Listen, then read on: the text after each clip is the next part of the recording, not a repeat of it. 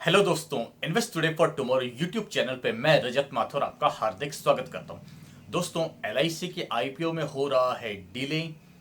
बहुत सारे लोग ये क्वेश्चन पूछ रहे हैं कि ये आईपीओ कब आएगा, इसका प्राइस बैंड क्या है और ये इतना डिले क्यों हो रहा है। तो आज हम इसी वीडियो में डिस्कस करेंगे।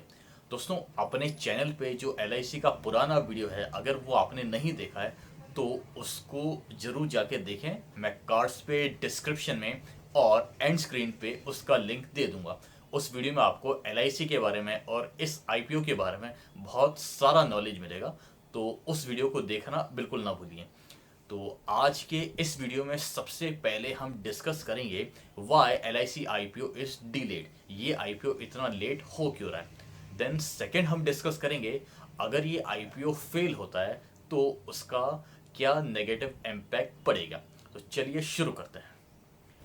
दोस्तों, अमेरिका का जो सेंट्रल बैंक है, जैसे अपना है आरबीआई, तो अमेरिका का सेंट्रल बैंक है फेड। उसने रेट हाइक्स का डिसीजन ले लिया है।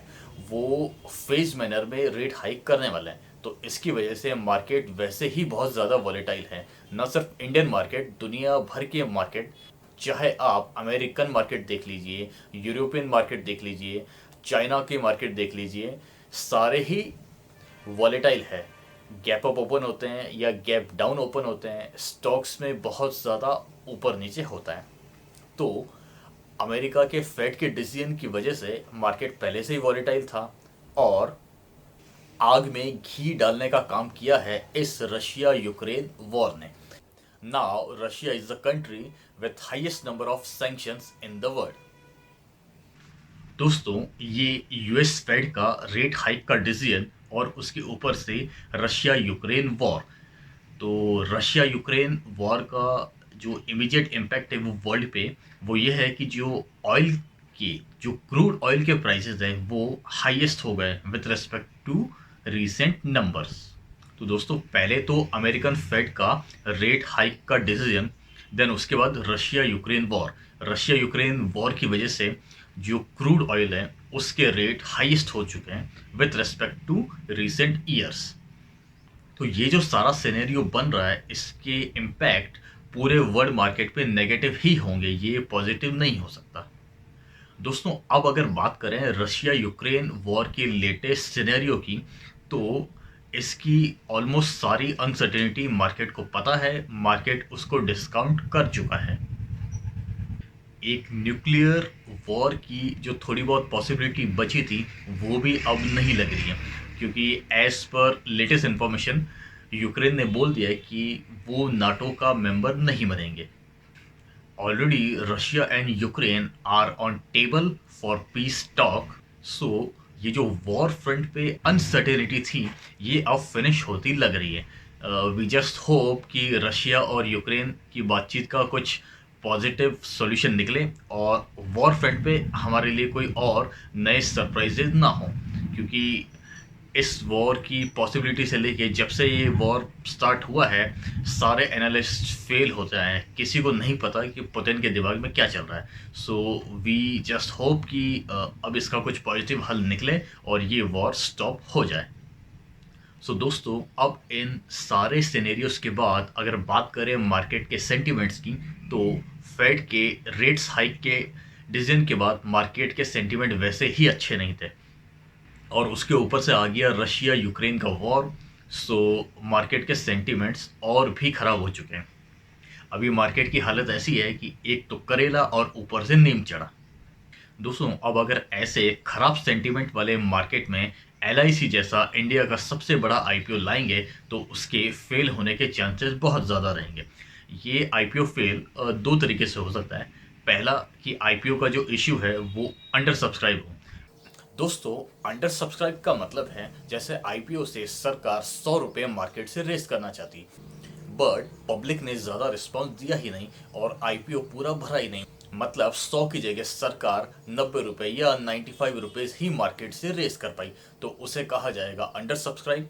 तो ये भी एक आईपीओ के फ्लॉप होने का तरीका है। और आईपीओ जो दूसरे तरीके से फेल हो सकता है वो है कि इसमें लिस्टिंग गेन कुछ ज़्यादा ना बने, 10%, 15%, 20% पे उतना ही लिस्टिंग गेन मिले, तो ये भी एक प्रॉब्लम है। एलआईसी जैसे बड़े आईपीओ के लिए ये कोई अच्छी बात नहीं है। दोस्तों अब डिस्कस करेंगे why LIC IPO should not fail. अगर ये आईपीओ फेल होता है तो इसके क्या क्या नुकसान हो सकते हैं। दोस्तों सबसे पहला नुकसान है, ये इंडिया की one of the biggest company है और वन ऑफ द बेस्ट सरकारी कंपनी है। तो अगर इतनी बड़ी कंपनी का आईपीओ फेल होता है तो सरकार का जो डिसइन्वेस्टमेंट का टारगेट था वो पूरा नहीं होगा।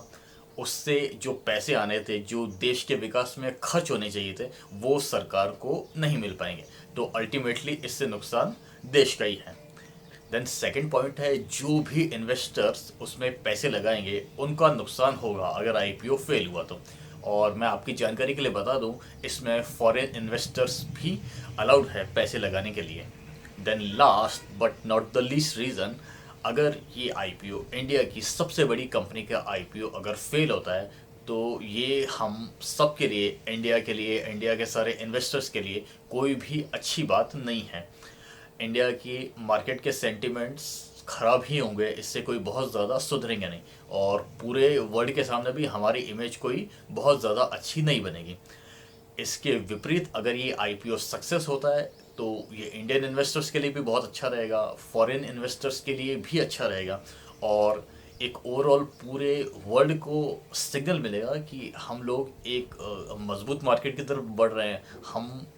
हमारे स्टॉक मार्केट में वो मैच्योरिटी आ रही है धीरे धीरे, जो अमेरिकन मार्केट्स में या और जो पुराने मार्केट में है वो पहले से ही है। इसलिए इस आईपीओ को फेल किसी भी हालत में नहीं होना चाहिए, ये बहुत सक्सेसफुल ही होना चाहिए। इसके सक्सेसफुल होने में ही सबका फ़ायदा है। तो दोस्तों फ़िलहाल इस वीडियो में इतना ही। देखने के लिए आपको बहुत बहुत थैंक यू। अगर आपका कोई क्वेरी है या कोई कमेंट है, कोई सजेशन है, तो कमेंट बॉक्स में लिख के मुझे ज़रूर बताइएगा। और ऐसे इन्फॉर्मेटिव और आपका नॉलेज बढ़ाने वाले वीडियोस के लिए वीडियो को लाइक करें, चैनल को सब्सक्राइब करें और वो बेल आइकन दबाना ना भूलें। Thank you.